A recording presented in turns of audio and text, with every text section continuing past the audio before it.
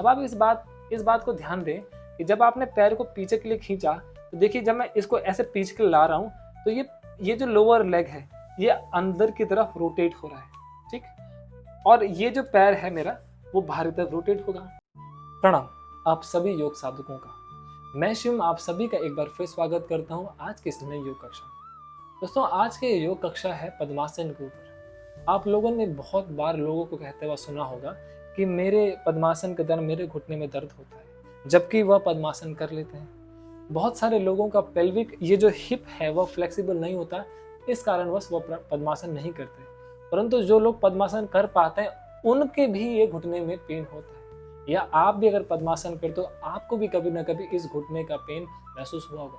तो उसी विषय के ऊपर आज हम चर्चा करेंगे कि किस तरीके से हमको पद्मासन सही तरीके से करना चाहिए ताकि हम उस घुटने के दर्द से बच पाए। नमस्ते। देखिए पद्मासन के लिए आपको सबसे महत्वपूर्ण एक बात समझनी पड़ेगी कि जो पद्मासन होता है इसमें जो हमारे पैर होते हैं उसका जो रोटेशन होता है वो बाहर की तरफ होता है। यानी कि यह हमारा पेल्विक है, अगर हमारे कूल्हा है तो इस कूल्हे से क्या होता है कि जो ये फीमर बोन है, मतलब ये थाई है, इसका बाहर की तरफ रोटेशन होता है। तो ये सभी के साथ हो जाता है, सभी लोगों का ये हो जाता है। परंतु लेग जो लोअर लेग है इसका कोई ध्यान नहीं रखता। क्योंकि देखिए आप इस नी को देखिए, ये जो नी है ये एक ब्रिज है दोनों हड्डियों के बीच में।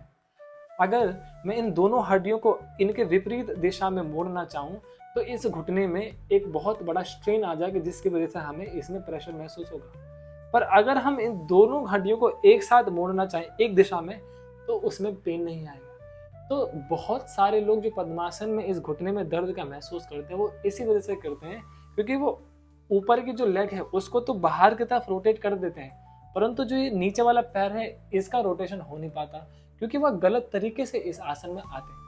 तो चलिए आज हम सीखते हैं कि सही तरीके से कैसे इस आसन में आ जाए। सबसे पहली बात देखें कि किस वजह से दर्द होता है। देखिए हम लोग क्या करते हैं कि बहुत सारे लोग आपने देखे होंगे वो सीधा इस पैर को पकड़ेंगे, वह सीधा इस पैर को यहाँ ला देंगे, ठीक। देखिए ये सब हम लोग के लिए चलेगा जिसके फ्लेक्सिबल है या जो बहुत टाइम से इसमें अभ्यास करते हैं वो लोग किसी भी तरीके से इस आसन में आ सकते हैं क्योंकि शरीर इस लायक बन चुका है कि अब वो अपने आप उसको सही दिशा में मोड़ लेगा।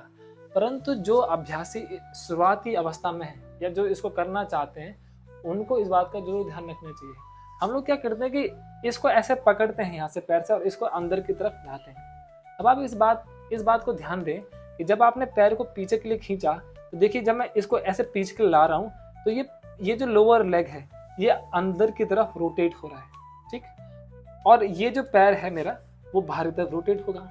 यानी कि जब मैं इस तरीके से इस पैर को खींच रहा हूँ तो मैं कहीं ना कहीं इन दोनों ही हड्डियों को विपरीत दिशा में मोड़ रहा हूँ, जिस वजह से क्या हो रहा है कि जब मैं इसको ऐसे ला रहा हूँ तो ऑटोमेटिकली एक स्ट्रेन नी में बनेगा। लेकिन मैं फिर कह रहा हूँ कि ये अभ्यास ये उन लोगों के लिए है जो लोग अभी शुरुआत कर रहे हैं या जो इसको सीखना चाह रहे हैं।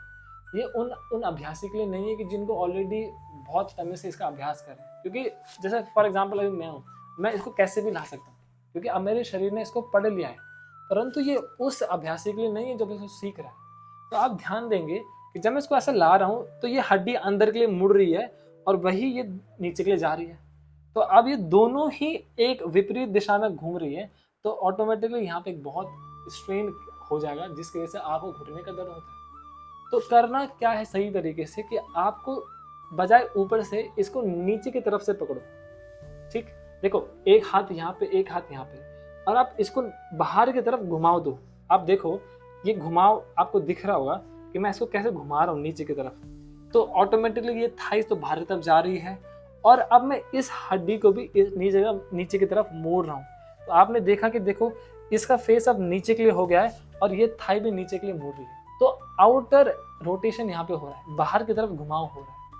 पहले जब मैं अभ्यास कर रहा था तो मैं इसको अंदर के लिए ला रहा था जिसमें कि इसका जो रोटेशन था मैं अंदर की तरफ कर रहा था। तो उसकी जगह आपको नीचे से पकड़ना है, पैरों को ऐसे नीचे से पकड़ना है और इसको बाहर की तरफ घुमाना है।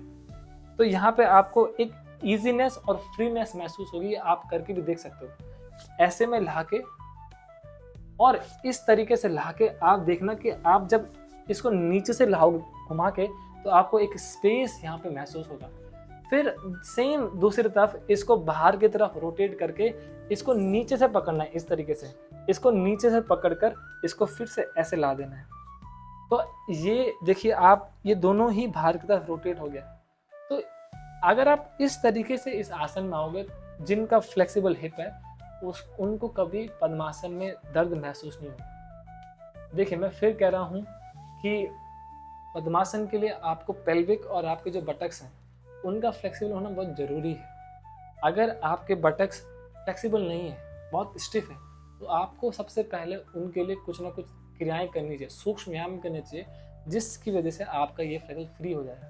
उसके बाद इस घुमाव पे बहुत ध्यान दीजिए, क्योंकि अगर इसका घुमाव सही नहीं है तो भी आपको घुटने का दर्द हो सकता है। तो मुझे उम्मीद है कि आपने इस छोटी सी कक्षा को जाना होगा और जाना हो किस तरीके से सही तरीके से पद्मासन में लाया जाए। तो मिलते हैं अगली कक्षा में, फिलहाल के लिए इतना ही। प्रणाम।